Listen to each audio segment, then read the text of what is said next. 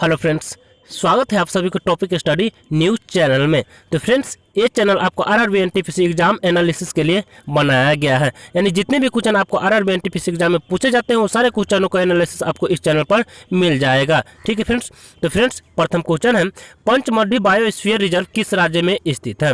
Pachmarhi biosphere reserve किस राज्य में स्थित है? तो यह किस राज्य में स्थित है? तो यह मध्य प्रदेश राज्य में स्थित है। और मध्य प्रदेश की राजधानी कहाँ है? तो मध्य प्रदेश की राजधानी भोपाल है। ठीक है फ्रेंड्स। नेक्स्ट क्वेश्चन है,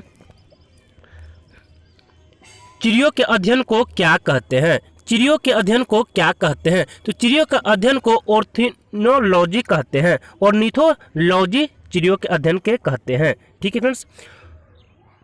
और रेशम की कीटों का अध्ययन क्या कहलाता है? तो रेशम की कीटों का अध्ययन सेरिकल्चर कहते हैं। ठीक है फ्रेंड्स। और फ्रेंड्स, अगर आपको वीडियो पसंद आए तो वीडियो को लाइक और कमेंट कीजिएगा और अपने दोस्तों के साथ ज़्यादा से ज़्यादा शेयर कीजिएगा। और आप मेरे चैनल पर पहली बार देख रहे हैं तो चैनल को सब्सक्राइब कीजिएगा। ठीक है।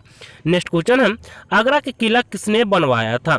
आगरा का किला किसने बनवाया था? तो किसने बनाया था? तो यह अकबर ने 1565 ईस्वी में बनाया था। आगरा का किला किसने बनाया था? तो अकबर ने 1565 में से बनाया था।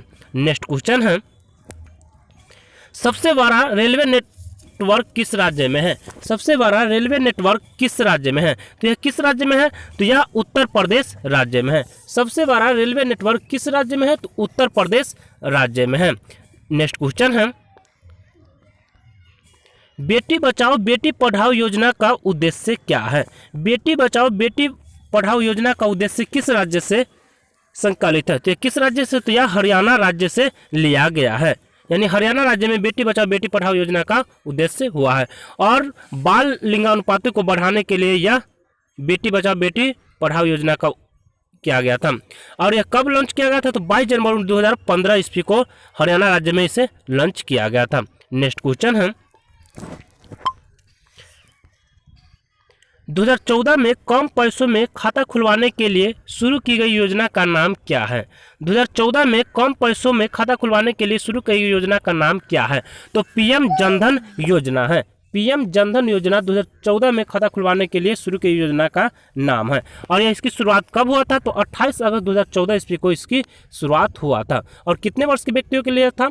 तो 10 वर्ष या इससे अधिक आयु के लोगों के लिए बैंक अकाउंट खोलने के लिए यह पीएम जनधन योजना चालू किया गया था। नेक्स्ट क्वेश्चन है, 1916 में कांग्रेस अधिवेशन के अध्यक्ष कौन थे? 1916 में कांग्रेस अधिवेशन के अध्यक्ष कौन थे? तो कौन थे? तो अंबिका चरण मजूमदार थे। अंबिका चरण मजूमदार 1916 में कांग्रेस अधिवेशन के अध्यक्ष थे। नेक्स्ट क्वेश्चन है, और यह कहाँ हुआ था? तो यह लखनऊ में हुआ था 1916 में। नेक्स्ट क्वेश्चन है,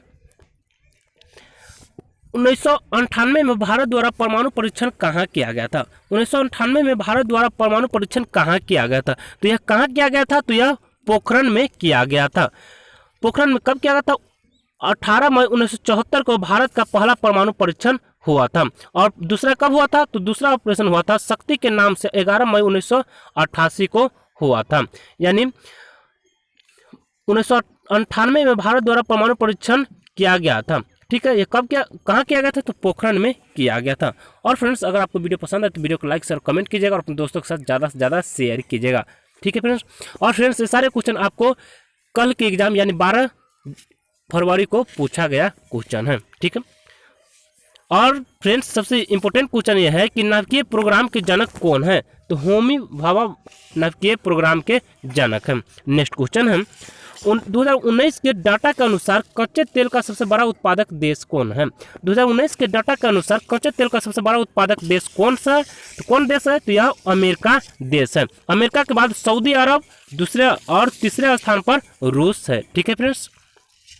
अगला क्वेश्चन है, इनमें से कौन सा कंप्यूटर वायरस नहीं है? इनमें से कौन सा कंप्यूटर वायरस नहीं है? तो फ्रेंड्स, ये ऑप्शन पर डिपेंड करता है। तो आप देख सकते हैं कि पाइथन कंप्यूटर वायरस नहीं है। कंप्यूटर वायरस एक प्रोग्राम का कंप्यूटर प्रोग्राम होता है। ठीक है फ्रेंड्स। नेक्स्ट क्वेश्चन है, अरब सागर के समांतर रेलवे लाइन का नाम क्या है? अरब सागर के समांतर रेलवे लाइन का नाम क्या है? तो क्या नाम है? तो यह कोंकण रेलवे इसका नाम है। अरब सागर के समांतर रेलवे लाइन का नाम है कोंकण रेलवे इसका नाम है। नेक्स्ट क्वेश्चन है, the test of my life पुस्तक के लेखक कौन है? The test of my life पुस्तक नाम के लेखक कौन है? तो कौन है? तो यह युवराज सिंह है। The test of my life पुस्तक के लेखक कौन है? युवराज सिंह है। नेक्स्ट क्वेश्चन है। और फ्रेंड्स अगर आपसे पूछ दिया जाए कि century is the not enough पुस्तक के लेखक कौन है? तो सौरभ गांगुली है। A century is not enough. ठीक है। अगला क्वेश्चन है, पीछे की उड़ने में सक्षम चिड़िया का नाम क्या है? पीछे की उड़ने में सक्षम चिड़िया का नाम क्या है? तो क्या नाम है? तो हमिंग बर्ड या पीछे की उड़ने में सक्षम है। यानी हमिंग बर्ड किस तरफ उड़ते हैं? तो पीछे की ओर उड़ने में यह सक्षम होता है। नेक्स्ट क्वेश्चन है, ज्योग्राफी शब्द का पहली बार किसके द्वारा प्रयोग किया गया था? ज्योग्राफी शब्द का पहली बार प्रयोग किसके द्वारा किया गया था? तो किसके द्वारा किया गया था? तो इरेटोस्थनीज के द्वारा कहा जाता है। इसे भूगोल का जनक भी कहा जाता है। इरेटोस्थनीज को भूगोल का जनक भी कहा जाता है। इनमें से कौन सी एक अंतर्राष्ट्रीय संगठन नहीं है? इनमें से कौन सी एक अंतर्राष्ट्रीय संगठन नहीं है? तो इसका राइट आंसर DRDO एक अंतर्राष्ट्रीय संगठन नहीं है। DRDO यह अंतर्राष्ट्रीय संगठन नहीं है। अगला क्वेश्चन है,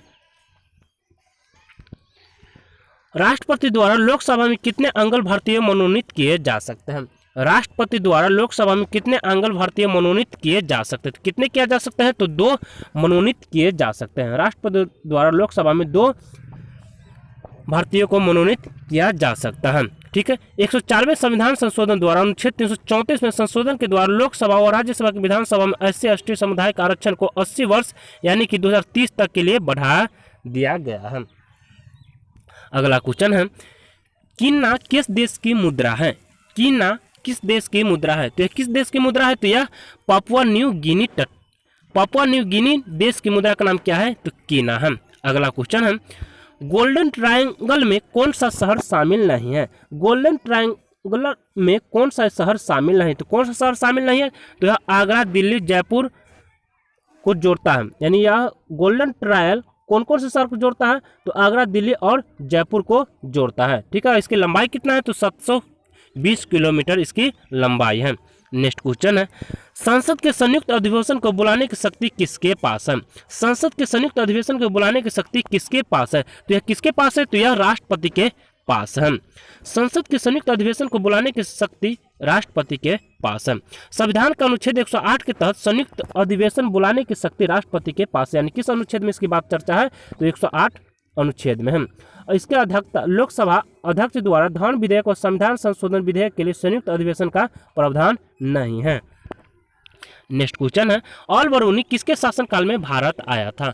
अल बरूनी किसके शासनकाल में भारत आया था? तो किसके शासनकाल में आया था? तो महमूद गजनवी के शासनकाल में आया था। और महमूद गजनवी किस देश के थे? तो यह अफगानिस्तान के थे। ठीक है। और महमूद गजनवी के साथ अल बरूनी ने भारत आया था। और अल बरूनी ने भारत पर कितने बार आक्रमण किए थे? तो यह 17 बार आक्रमण किए थे। अल बरूनी ईरानी देश का नागरिक था और वर्ष 1017 में भारत आया था। इसकी पुस्तक क्या है? तारिक अल हिंद इसकी पुस्तक का नाम है। अगर आपसे पूछ दिया जाए कि तारिक अल हिंद पुस्तक के लेखक कौन है? तो अल बरूनी इसके तारिक अल हिंद पुस्तक के लेखक है। नेक्स्ट क्वेश्चन है, चंपारण सत्याग्रह की शुरुआत कब हुई थी? चंपारण सत्याग्रह की शुरुआत कब हुई थी? कब हुई थी? तो 1917 ईस्वी में इसकी शुरुआत हुई थी। और किसके द्वारा हुआ था? तो गांधी जी के द्वारा हुआ था। गांधी जी के द्वारा शुरू किया गया पहला सत्याग्रह आंदोलन 1917 में हुआ था। बिहार के चंपारण में किसानों द्वारा नील की खेती के विरुद्ध इस आंदोलन का शुरुआत हुआ था।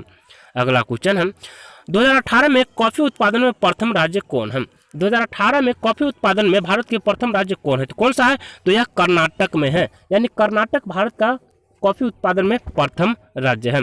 कर्नाटक में 71% और 21% के साथ दूसरे केरल राज्य है। और तमिलनाडु में 5% इसका उत्पादन होता है। ठीक है।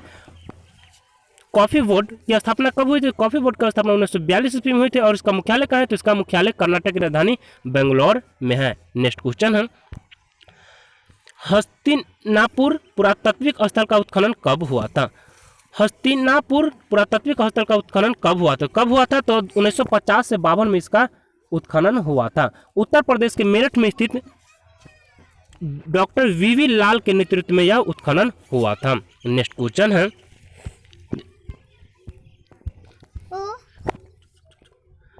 नौकरी के लिए समान अवसर का अधिकार किस अनुच्छेद में दिया गया है? नौकरी के लिए समान अवसर का अधिकार किस अनुच्छेद में दिया गया है? किस अनुच्छेद में दिया गया है? तो अनुच्छेद 16 में इसका प्रावधान दिया गया है। और अनुच्छेद 14 क्या कहता है? तो विधि के समक्ष समता और विधियों का समान संरक्षण। ठीक है फ्रेंड्स, नेक्स्ट क्वेश्चन है, लाल बहादुर शास्त्री के समाधि स्थल का नाम क्या है? लाल बहादुर शास्त्री के समाधि स्थल का नाम क्या है? तो लाल बहादुर शास्त्री के समाधि स्थल का नाम विजय घाट है। ठीक है, और विजय घाट कहाँ स्थित है? तो यह दिल्ली में स्थित है। और फ्रेंड्स, समाधि स्थल आप देख सकते हैं कि राजघाट महात्मा गांधी से संबंधित है, यानी महात्मा गांधी के समाधि स्थल कहाँ है? तो राजघाट है। और इंदिरा गांधी के समाधि स्थल शक्ति स्थल है। और चौधरी चरण सिंह का समाधि स्थल किसान घाट है। और समता स्थल किस व्यक्ति से संबंधित है? तो यह जगजीवन राम से संबंधित है। राजीव गांधी का समाधि स्थल वीर भूमि है। जवाहरलाल नेहरू का समाधि स्थल शांति वन है। और BR अम्बेडकर भीमराव अम्बेडकर का चैत्य भूमि और गुलजार लाल नंदा का नारायण घाट है। ठीक है फ्रेंड्स, तो आप इतने सारे समाधि स्थल आप इसको याद कर लीजिएगा। करो या मरो का नारा किसने दिया था? करो या मरो का नारा किसने दिया था? किसने दिया था? तो यह महात्मा गांधी ने दिया था। करो या मरो का नारा महात्मा गांधी ने दिया था। और फ्रेंड्स, नारा आप देख सकते हैं कि इंकलाब जिंदाबाद का नारा भगत सिंह दिया था। वंदे मातरम बंकिम चंद्र चट्टोपाध्याय ने दिए थे। भारत छोड़ो आंदोलन किसके द्वारा दिया गया? तो महात्मा गांधी के द्वारा दिया गया है। आराम हराम है जवाहरलाल नेहरू ने दिए थे। ठीक है, तो आप नारा भी याद कर लेंगे। अगला क्वेश्चन है, हॉर्नबिल त्योहार किस राज्य में मनाया जाता है? हॉर्नबिल त्योहार किस राज्य में मनाया जाता है? तो यह किस राज्य में मनाया जाता है? तो भारत के पूर्वोत्तर राज्य नागालैंड में मनाया जाता है। भारत के पूर्वोत्तर राज्य नागालैंड में मनाया जाता है। पक्के पगा हॉर्नबिल अरुणाचल प्रदेश में मनाया जाता है। पक्के पगा हॉर्नबिल किस राज्य में मनाया जाता है? तो अरुणाचल प्रदेश में मनाया जाता है। नेक्स्ट क्वेश्चन है, वर्तमान में भारत की खेल मंत्री कौन है? वर्तमान में भारत की खेल मंत्री कौन है? तो कौन है? तो किरण रिजिजू वर्तमान में भारत के खेल मंत्री हैं। और यह किस लोकसभा क्षेत्र से थे? तो यह अरुणाचल प्रदेश पश्चिमी से लोकसभा क्षेत्र से थे। ठीक है फ्रेंड्स, वर्तमान में भारत की खेल मंत्री किरण रिजिजू है।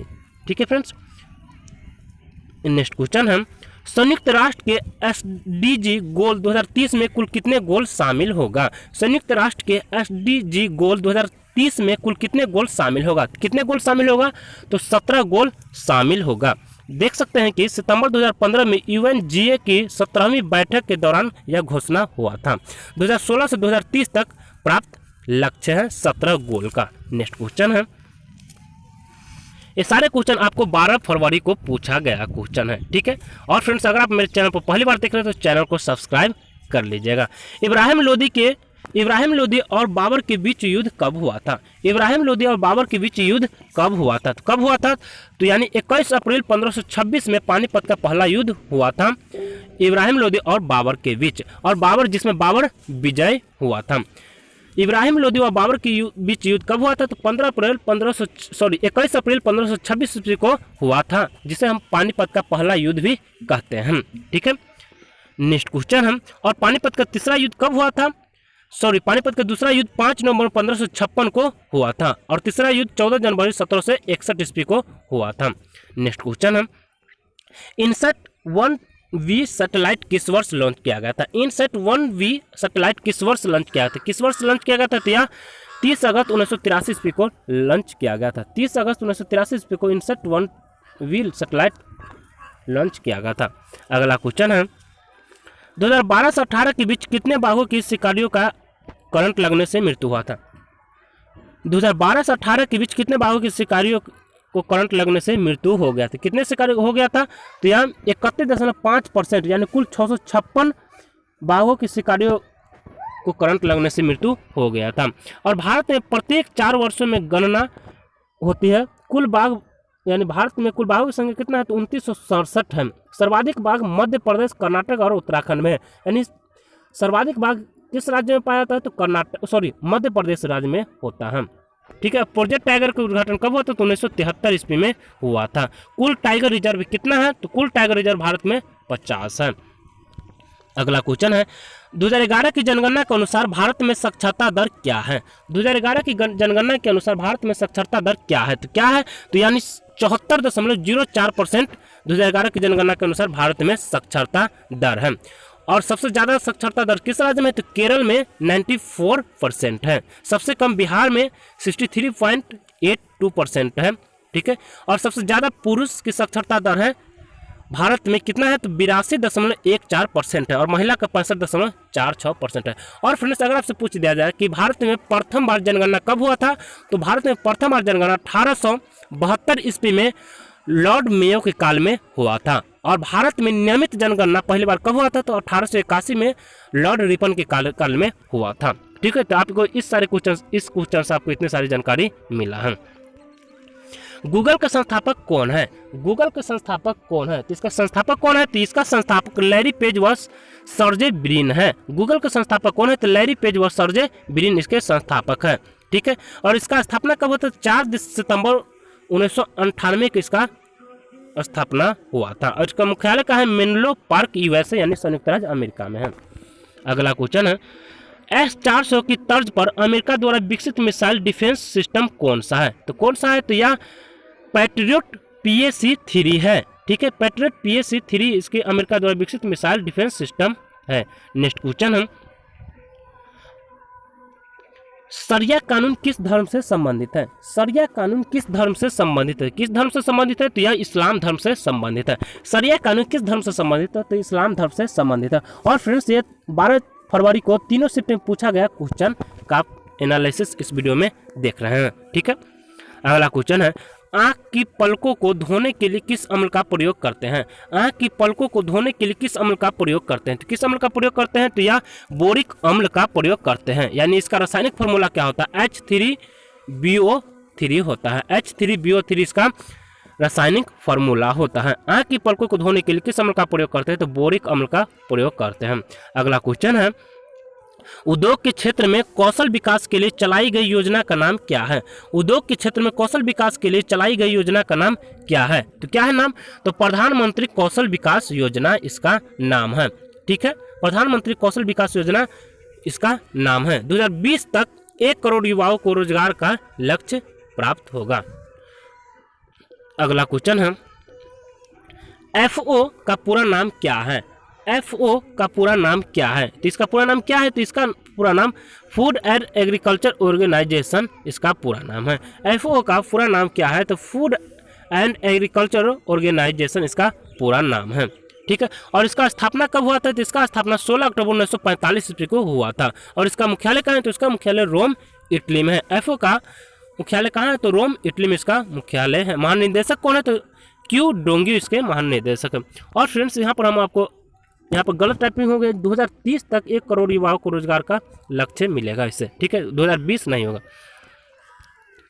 नेक्स्ट क्वेश्चन है, IPBES का पूरा नाम क्या है, IPBES का पूरा नाम क्या है, तो इसका पूरा नाम क्या है, तो international science policy platform on biodiversity ecosystem हो जाएगा। और IPBES का पूरा नाम, इसकी स्थापना कब हुआ था, तो इसकी स्थापना 2012 ईस्वी में इसका स्थापना हुआ था।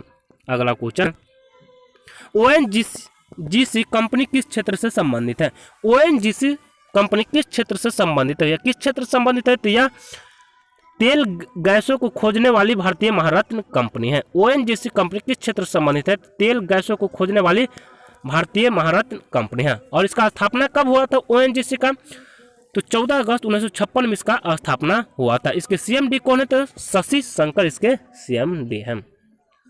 नेक्स्ट क्वेश्चन है, माइक्रोसॉफ्ट ऑफिस में किसमें एक्टिव सेल होता है, माइक्रोसॉफ्ट ऑफिस में किसमें एक्टिव सेल होता है, तो किसमें होता है, तो MS एक्सेल में एक्टिव सेल होता है। नेक्स्ट क्वेश्चन है, प्राथमिक रंग कौन से होते हैं, प्राथमिक रंग कौन से होते हैं, प्राथमिक रंग कौन सा होता है, तो लाल हरा नीला होता है, लाल हरा नीला प्राथमिक रंग होता है। नेक्स्ट क्वेश्चन है, India the future is now पुस्तक के लेखक कौन है, India the future is now पुस्तक के लेखक कौन है, तो इसके लेखक कौन है, तो इसके लेखक शशि थरूर इसके लेखक हैं।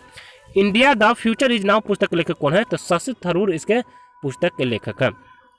अगला क्वेश्चन है, वाघा बॉर्डर किस राज्य में स्थित है, वाघा बॉर्डर किस राज्य में स्थित है, किस राज्य में स्थित है, तो यह अमृतसर पंजाब में स्थित है, यानी पंजाब राज्य में वाघा बॉर्डर स्थित है। ठीक है, नेक्स्ट क्वेश्चन है, लोकसभा का पहला चुनाव कब हुआ, लोकसभा का पहला चुनाव कब हुआ था? तो कब हुआ था? तो 1951 से 52 में लोकसभा का पहला चुनाव हुआ था। और 17 अप्रैल 1952 को पहली लोकसभा गठित हुआ था और इसके स्पीकर कौन थे? तो जीवी मावलंकर इसके स्पीकर थे। पहला सत्र 13 मई 1952 को हुआ था। नेक्स्ट क्वेश्चन है 1773 से लेकर 1911 तक भारत की राजधानी कहाँ थी? 1773 से लेकर 1911 तक भारत की राजधानी कोलकाता थी। ठीक है, और इसको स्थानांतरित कब किया गया था? तो इसको स्थानांतरित 11 दिसंबर 1911 को आयोजित दिल्ली दरबार के दौरान जॉर्ज पंचम द्वारा राजधानी दिल्ली हस्तांतरित किया गया था। अगर आपसे पूछ दिया जाए कि कोलकाता से दिल्ली राजधानी कब बना, तो 1912 में बना, यानी 11 दिसंबर 1911 को। तो इसको कोलकाता से दिल्ली राजधानी का बनने का श्रेय किसे जाता है? तो जॉर्ज पंचम के द्वारा, यानी जॉर्ज पंचम के द्वारा कोलकाता से दिल्ली राजधानी बना था। यानी 1911 ईस्वी तक कोलकाता भारत की राजधानी थी और 11 दिसंबर 1911 के बाद दिल्ली इसकी राजधानी बना था। ठीक है फ्रेंड्स, जॉर्ज पंचम के द्वारा। और फ्रेंड्स इस वीडियो का लास्ट क्वेश्चन है, ब्लू ओरिजिन कंपनी के संस्थापक कौन है? ब्लू ओरिजिन कंपनी के संस्थापक कौन है? तो कौन है इसके संस्थापक? तो इसके संस्थापक जेफ बेजोस इसके संस्थापक है। ब्लू ओरिजिन कंपनी के संस्थापक जेफ बेजोस है। और यह कहाँ स्थित है? अमेरिका में इसका यह स्थित है। और इसका स्थापना कब हुआ था? तो इसकी स्थापना 5 जुलाई 1994 ईस्वी को हुआ था। इसके संस्थापक कौन है? तो जेफ बेजोस इसके संस्थापक है। ठीक है फ्रेंड्स, और इसके सीईओ कौन है? तो जेफ बेजोस इसके सीईओ है। ठीक है फ्रेंड्स, और फ्रेंड्स अगर आपको वीडियो पसंद आए तो वीडियो को लाइक और कमेंट कीजिएगा और अपने दोस्तों के साथ ज़्यादा से ज़्यादा शेयर कीजिएगा। और आप मेरे चैनल पर पहली बार देख रहे हैं तो चैनल को सब्सक्राइब कीजिएगा और बेल आइकन को ऑन कीजिएगा, जिससे आने वाले वीडियो का नोटिफिकेशन आप तक सबसे पहले पहुँचेगा। ठीक है फ्रेंड्स, तो फ्रेंड्स आज की वीडियो इतना ही, तब तक के लिए जय हिंद जय भारत।